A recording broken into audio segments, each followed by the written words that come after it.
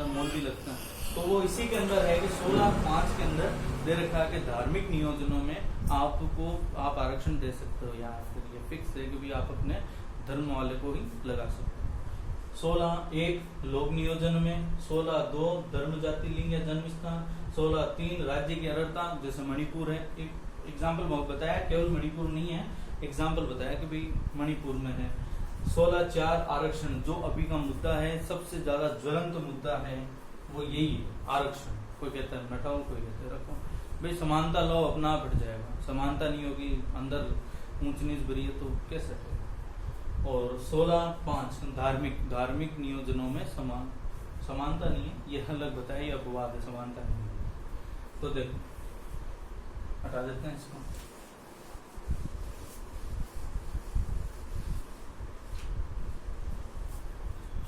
थोड़ा टफ लगेगा लेकिन ठीक है, याद हो जाएगा ये आपको। अगर 2-3 बार वीडियो को देखते रहोगे तो आ जाएगा।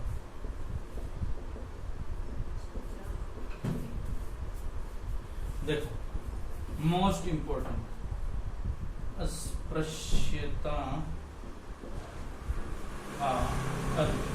देखो अगर आप संविधान और वो सब पढ़ोगे, उसमें अस्पृश्यता की कोई परिभाषा दी नहीं है, क्योंकि पता ही नहीं चल पाएगा अस्पृश्यता क्या। लेकिन एक बात ध्यान रखना, अस्पृश्यता यानी आपको भेदभाव का अंत है। आप किसी से भी किसी प्रकार का कभी भी भेदभाव नहीं कर सकते, ये अस्पृश्यता का अंत है।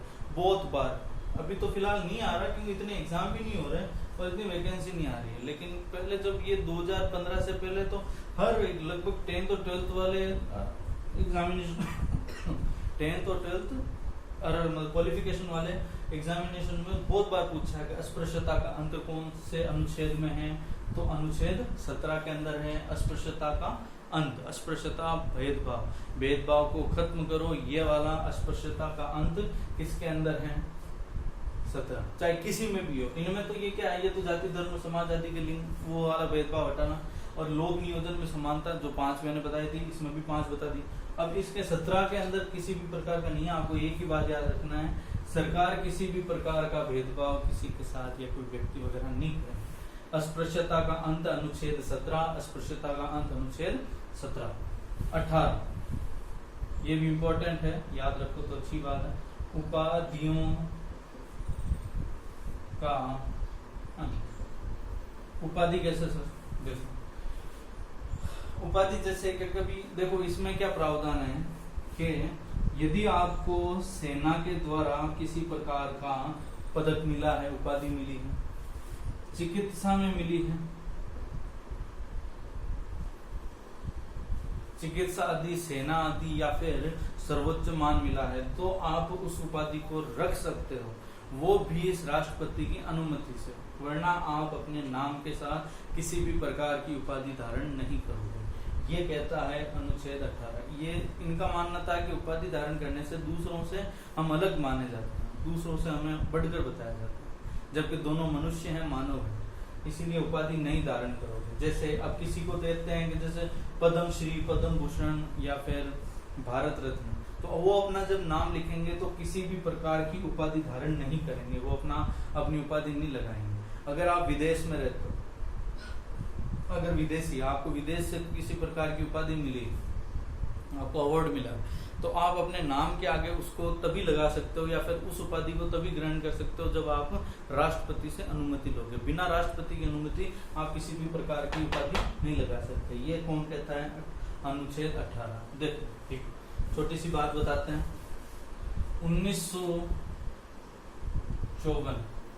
1954 के अंदर 4 प्रकार के राष्ट्रीय पुरस्कारों की स्थापना की गई थी या घोषणा की गई। सबसे बड़ा तो है भारत रत्न, उससे छोटा है पद्म विभूषण, फिर है पद्म भूषण, फिर है पद्म भूषण आ गया, अब है पद्म श्री।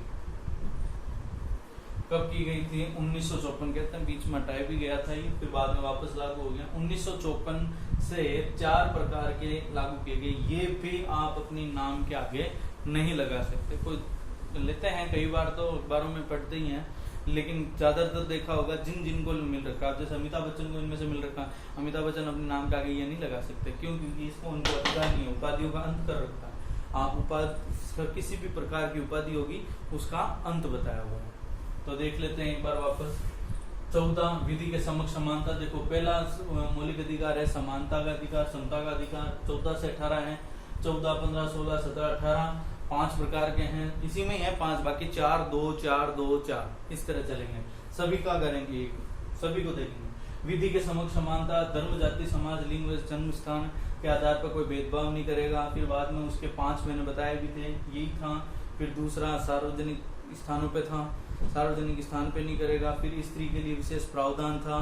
फिर बाद में चौथा, इसी का चौथा था। और फिर बाद में लोक नियोजन में समानता, इसी में भी 5 बताए थे मैंने।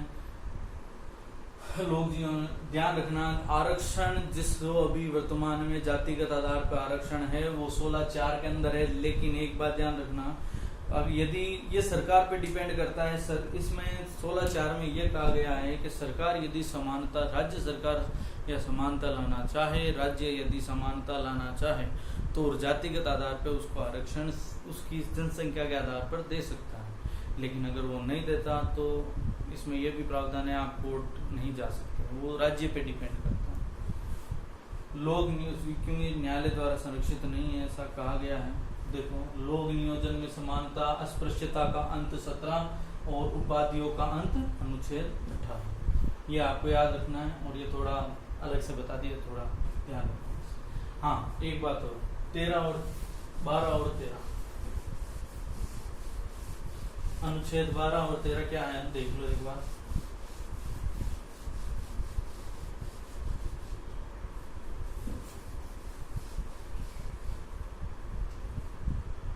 अनुच्छेद 12 क्या कहता है कि 12 केवल है राज्य की परिभाषा,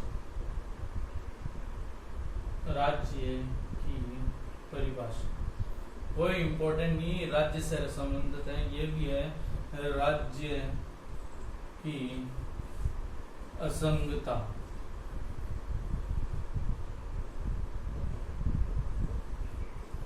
राज्य की असंगता वगैरह दूर करने या कानून लागू करने के लिए उनसे रिलेटेड है, ये राज्यों से। इसीलिए मौलिक अधिकार को 14 से माना गया है, 12 और 13 हम बता रहे हैं, बाकी 12 और 13 राज्यों के लिए है, व्यक्तियों के लिए नहीं, राज्यों के लिए बनाया। आगे का और देखेंगे।